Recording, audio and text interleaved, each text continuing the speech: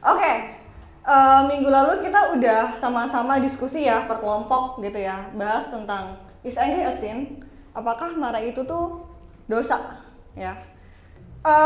Hari ini kita mau bahas lebih detail lagi ya tentang is angry a sin gitu ya. Apakah marah itu dosa? Kita akan belajar sama bareng-bareng dari ceritanya si Kain dan Habel. Yuk kita sama-sama buka di Kejadian. Oh ya, oke, presentasinya masih belum ya. Di Kejadian 4 ayat 3 kita baca dulu 3 sampai 5 kita baca bareng-bareng ya. Yuk, sama-sama. Udah ketemu belum? Udah ketemu belum? Kalau bisa udah ketemu ayatnya bilang asik. Wah, sepi banget nih ya. Mana nih suaranya? Oh, iya di sini udah ada nih. Oke. Yuk, kita baca bareng-bareng. Setelah beberapa waktu lamanya, maka Kain mempersembahkan sebagian dari hasil tanah itu kepada Tuhan sebagai korban persembahan.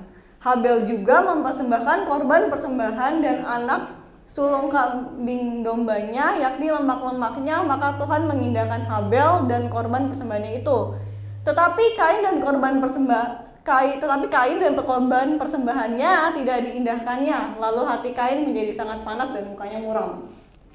Nah, mungkin kalian udah tahu ya ceritanya Kain dan Habel. Mungkin di Kega dulu udah pernah tahu ceritanya di mana si Kain dan Habel ini kakak beradik yang sama-sama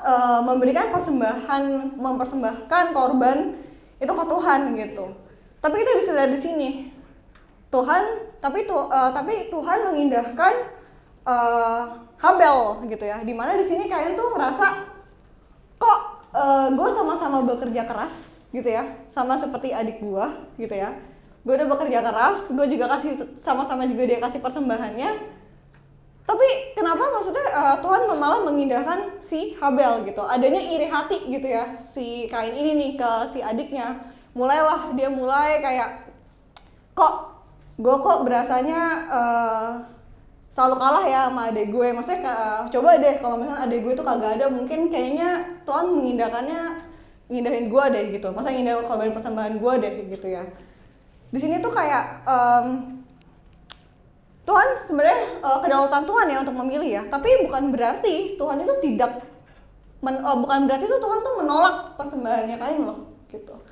Tapi di sini sebenarnya kasihan juga sih ya jadi si Kain ya. Maksudnya kan kayak gue juga udah kerja keras, tapi kenapa cuma adek gue yang diindahin gitu korban persembahannya gitu. Apakah Tuhan gak adil? Apakah Tuhan pilih kasih gitu ya? Nah, kita baca selanjutnya ayat ke-7.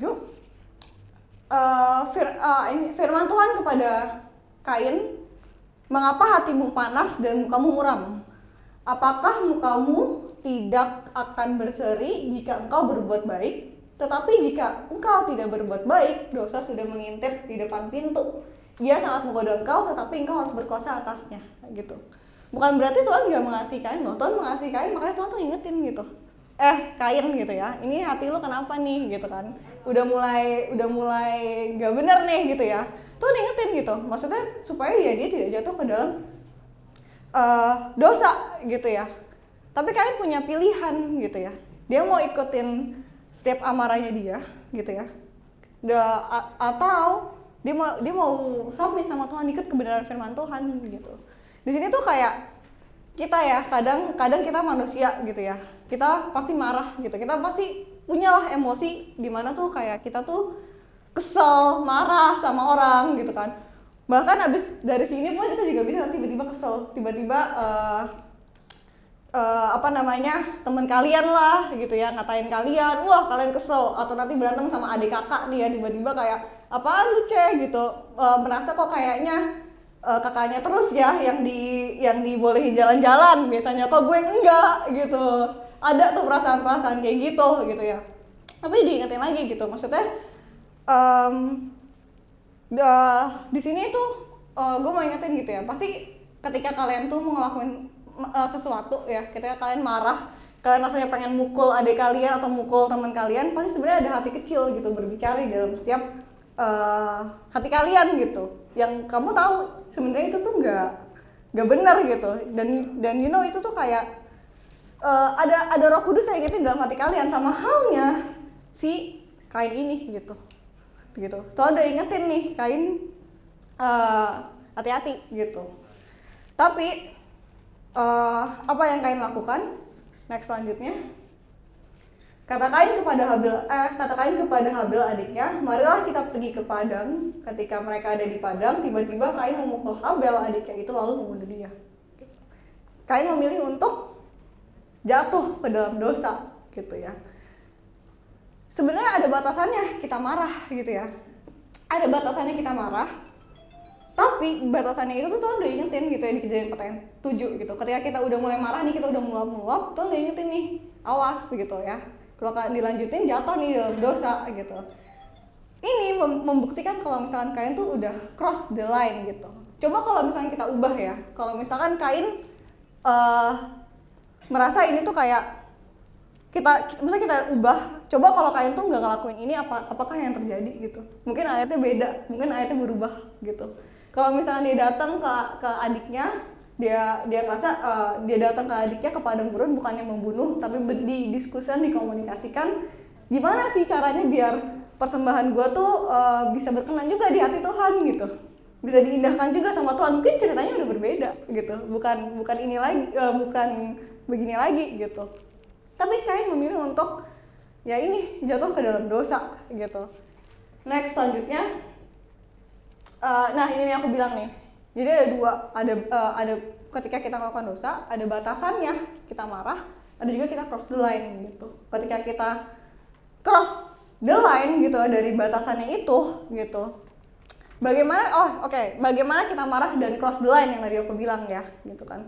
Kalau kita lihat dari ceritanya si Kain gitu ya, ketika Kain berbuat dosa dengan dia membunuh adiknya, dia menerima konsekuensinya loh gitu kan. Dia dihukum dihukum dimana dia jadi pengembara kan. Tapi gitu ya, di ayat selanjutnya menariknya di ayat 15, next slide, Tuhan tetap pelihara dan mengasihi Kain. Tuhan bahkan bela Kain gitu. Dia bilang firman Tuhan kepadanya sekali-kali tidak. Barang siapa yang membunuh Kain akan dibalaskannya kepadanya 7 kali lipat. 7 kali lipat gitu. Ketika Kain berbuat dosa, di sini aku bisa melihat ya gimana kayak Tuhan tuh ada Tuhan yang adil dan juga ada Tuhan yang mengasihi gitu. Mengasihi kita gitu. Ketika kita cross the line, ketika kita melewati batas gitu ya, hati ini ingetin gitu. Maksudnya ya it's okay gitu, karena ketika kita tahu gitu ya kita salah dan kita menyadarinya, memang ada konsekuensi yang kita dapat gitu. Tapi satu sisi Tuhan tetap mengasihi dan bahkan Tuhan tetap pelihara kalian gitu. Nah, gue mau cerita ya gitu ya. Mungkin kalian tuh ngelihat kayaknya gue tuh tipenya kalem, stabil gitu kan, kayak nggak pernah marah gitu. Ya kan, kayaknya orangnya happy aja, cheerful. By the way guys, dulu ya gue SMA tuh lumayan cukup emosional gitu waktu zaman SMA. Tapi gue belajar sih sampai hari ini gitu. Dulu pas SMA, gue tuh pernah berantem labrak-labrakan sampai jambak-jambakan. Kalau misalkan guru gue tuh masih ada rekaman CCTV-nya ya, itu bisa dibukain itu gimana tuh proses kejadian labrak-labrakan dan jambak-jambakan. Tapi udah beres ya guys, ini udah beres. Udah pemberesan. Ini udah pemberesan. Dulu tuh sampai yang kayak gitu.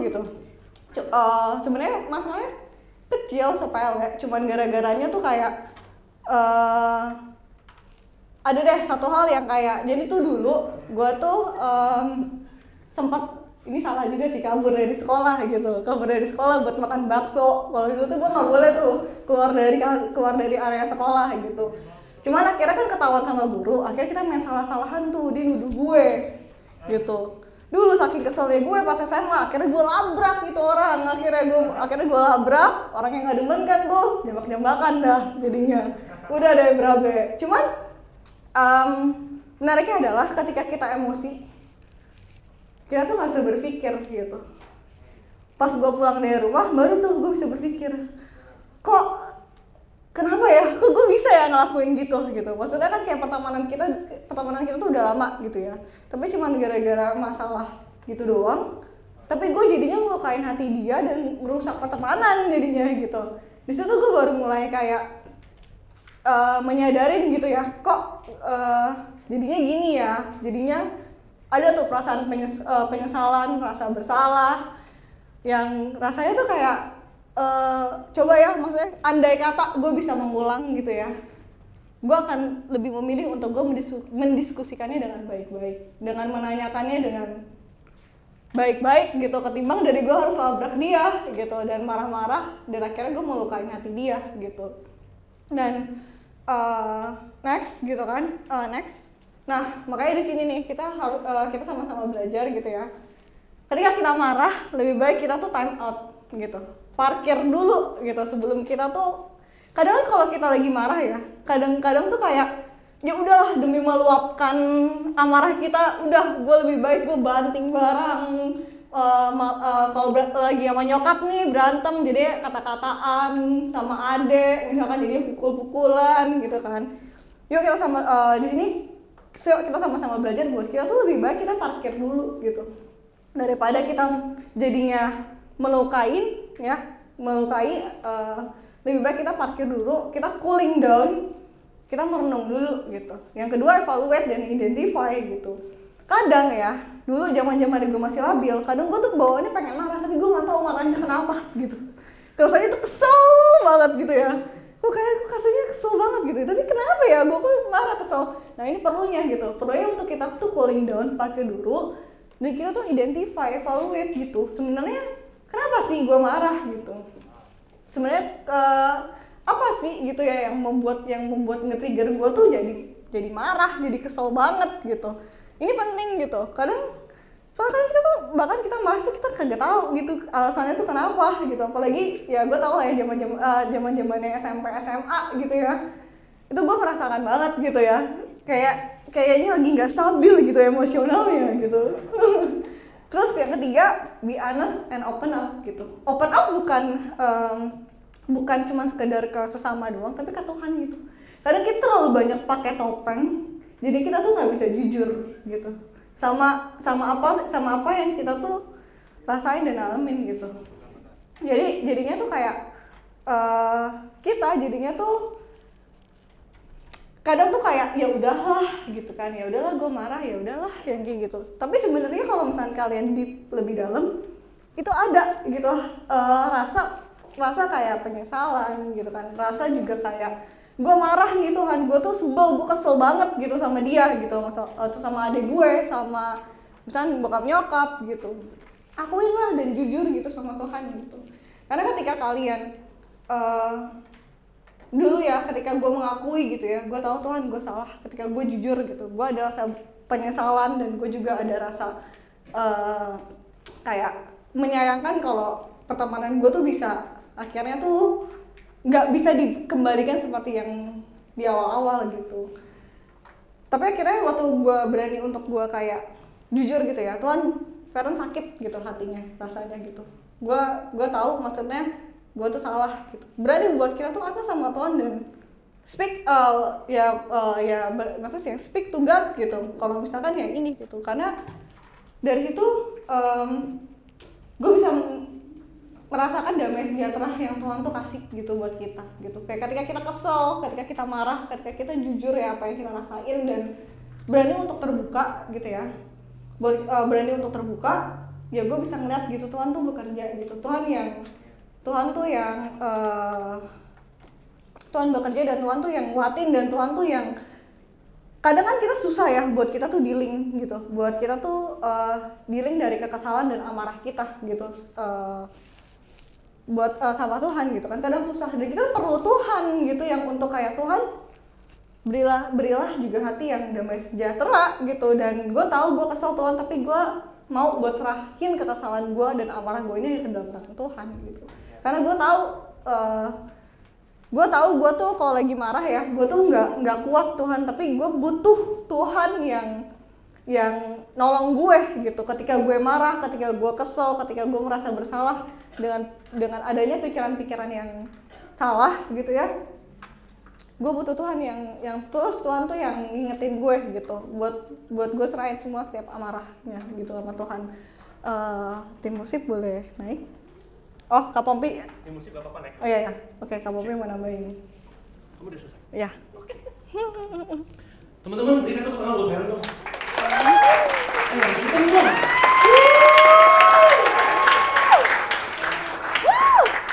Iya. You're doing good. Teman-teman, kalian mesti tahu bahwa kenapa hari ini penting dan kita mesti apresiasi teman-teman yang di belakangan ini. Kalau teman-teman sering lihat ada orang-orang tengah kita mau sharing hidup dia di atas di depan tengah mimbar ini. Kita memutuskan untuk belajar firman sama-sama karena kita tahu itu penting. Ini bukan motivasi, ini bukan seminar, ini gereja. Kalau kalian tidak encounter apa bahasa Indonesia tidak mengalaminya, tahu banyak tapi nggak ngalamin itu nggak bisa. Gue percaya banget kadang ketika persiapin firman ini mereka dia siapin dengan sungguh-sungguh teman. Dan dalam hal ini gue percaya ketika dia mempersiapkannya, hati dia bisa lebih jernih, hati dia bisa lebih siap untuk pengalamannya ke depan. Kenapa dia bawain tentang marah hari ini? Kenapa kita memutuskan untuk kita mau bawain tentang Kain dan Abel, the danger of anger inside you? Karena nggak mungkin selepas tema ini dibawakan, kalian pergi, kalian udah jadi orang yang saint. We will not get angry again. Terbangnya jalannya melayang gitu, nggak nyentuh lantai lagi. Nggak mungkin lo keluar dari tempat ini itu melayang, nggak mungkin. Bisa jadi after this church, bisa jadi nanti langsung ketemu sebuah hal yang bikin lo marah. Nah, ingat tadi Kak Feren bahas bahwa ketika dia melakukan sesuatu dengan amarah, do you regret that? Ya, lo mesti nyesel. Ada hal-hal yang lo lakukan dengan mata gelap. Lo baru sadar setelahnya. Masalahnya udah pecah, udah shattered, udah broken the relationship. Itu gimana balikinnya lagi teman-teman? Kalau lo marah dengan kata-kata jahat kepada orang itu, mungkin pukul bahkan kalau cowok ya berantemnya. Can you imagine that's broken at that point? Gitu loh. Itu kita mesti jaga dan itulah kenapa tema ini kita bawakan. I hate a person before because I'm so angry of small things. Yang gue galau pada saat itu, maklum ya anak muda juga, zaman SMP, hormon lagi meledak-meledaknya, and then he did something to me yang gue gak bisa terima, I hate them in the face, him. Karena berapa lama kamu rekonsiliasi sama teman kamu? Setelahnya ya? 2 tahun. Hah? 2 tahun. 2 tahun. Rekonsiliasi akhirnya? Setelah berantem 2 tahun baru rekonsiliasi. 2 tahun kan? Iya. 2 tahun kita baru menyimpan keberanian, kita baru sadar, kita baru berani ngomong sama dia, dulu ya sorry banget tuh. Orangnya masih ingat gak? Masih. Orangnya masih ingat. It's impossible for you and me to forget that experience. Lu udah hit, you cannot retract back kan, lu gak bisa control Z kalau di komputer. Lu gak bisa rewind, apalagi respawn kalau main game. Gak bisa, itu impact-nya kena. And then lu bayangin, lu bawa berapa lama tuh? Gue berapa ya? Gue head SMP. I met him again pas sudah kerja. Wow. Ya kan? Iya, and you know what? Ketika gue ketemu temen gue namanya Sukardi. Kalau dia nonton YouTube ini bagus kedengar. Sukardi. Ketemu dia nih, kita udah gede. Apa kabar bro? Apa kabar? It's just like, aduh ini dulu orang yang berantem sama gue di SMP. Gue dulu teman baik sama dia hopeng tau gak? Because of that thing, gue gak ngomong sama dia setelah itu. Sampai dia ketemu pada saat kerja itu. And then, you know what this guy say to me? Ini ketemu nih, pertama kali ketemu nih, sejak udah masalah itu. Lagi minum teh, lagi ngobrol kan kecap gitu ya. Wow gimana lu kabarnya? Tengah-tengah dia bisa diem terus dia bilang, Pong, sorry lu. Apaan sorry lu bener? Jadi masa dulu tuh, dulu inget gak? Yang kita pukul-pukulan dan sebagainya, sorry banget itu kita masih kecil banget dan sebagainya. Dia inget. Karena gue juga ngomong sorry sama dia, ini teman dia by the way. Sorry bro, iya tapi kita dulu mah, ya gitulah hidupnya dan sebagainya. Tapi baru sembuh, cuma nggak lanjut ya, kita akhirnya temen jalan masing-masing juga. But I tell you that itu nggak hilang traumatiknya itu. Your anger, nah masalahnya you nggak surprise. Kain tadi terjadi ketika dia membunuh itu, Tuhan udah ingetin dia. Now my question to you is, apakah kejadian pertama Kain langsung marah, langsung bunuh? Pertama kali kasih persembahan, dia lihat adiknya diterima, dia nggak diterima, besok dia bunuh. Apakah begitu? Enggak. Be careful with your emotion, teman-teman. You don't know it now, lu nggak sadar sekarang. Tapi masalahnya makanya kita kasih tahu, beware of your own darkness. Sehari, 2 hari, 3 hari, lu kerja mati-matian, Tuhan terimanya ada di dunia. Hari keempat, hari kelima, mulai tuh. Continue, until one time Tuhan bilang sama dia, hati-hati lu, dosa sudah mengintai. But you cannot listen anymore. You never speak to God. You never speak to anyone. You never be honest with yourself that you are angry. Kak Farhan bagus tadi bawahnya. Ketika dia bilang bahwa kalau aja Kain datang ke padang gurun bawa Hagar, berubah tindakannya, dia ngomong, bayangin pisau, kill or not, aduh dia dropin tuh pisau, dan dia bilang, gini deh, gue mau tahu caranya gimana kasih persembahan buat yang Tuhan mau. Dia kan terima dulunya, gue nggak diterima nih, yaudahlah gue nyerah, I surrender, I want to learn. Give me your sheep, teach me how to grow a sheep yang the best for God dan sebagainya. Itu ayat beda nanti isinya, udah beda. But he cannot do that anymore. Gelap matanya teman-teman. Berkali-kali dia lihat, dia nggak diindahkan. Tuhan mengasihi semuanya. Bukti tadi, Tuhan mengasihi Kain saudaranya. Dia remind, after dia berbuat salah itu, Tuhan masih jaga dia di padang gurun. God loves everyone fair and square, but sin is sin. Do not cross the line. Once you did, itu mau turning back itu by the grace of God. Nah hari ini kita mau berdoa teman-teman. Poin terakhir dari Farhan adalah be honest and open up. Itu kata ada satu yang bagus banget. Kadang kita pakai topeng. You know you don't need to put your mask in front of God. You don't need to put mask in front of God. Kita ego ya, gengsi ya, di depan orang kita bisa jaim. In front of God, there's no need to do that. It's useless. Gak guna. Lu mau jaim di depan Tuhan gak guna.